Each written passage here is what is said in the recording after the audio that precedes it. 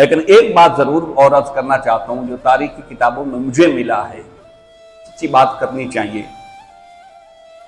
مدینہ منورہ میں بھی رہتے ہوئے امام حسن مجتبی علیہ السلام، آپ کا جو اہل بیت میں سے ہونے کا مقام تھا کہ اہل بیت میں سے ہیں، جو آپ کا مقام تھا اور عوام میں آپ کا جو احترام تھا، اس وجہ سے آپ کو بنو امیہ سے ہمیشہ خطرہ رہتا تھا کہ لوگ آل رسول کی وجہ سے میرا احترام کرتے ہیں، میری عزت کرتے ہیں، اور بنو امیہ سے یہ عزت ہضم نہیں ہوتی۔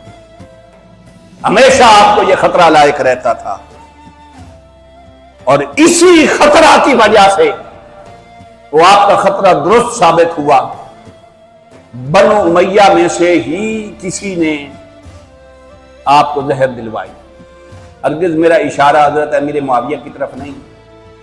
آج سوشل میڈیا کا دور ہے، پھر تماشے بنا دیتے ہیں کلپ کاٹ کے۔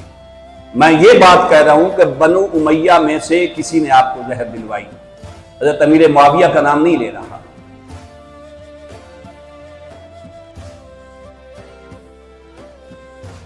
اس زہر کی وجہ سے 28 صفر کو سن 50 ہجری کو آپ کی شہادت ہوئی۔ اس وقت آپ کی عمر مبارک تقریباً 47 یا 48 برس تھی۔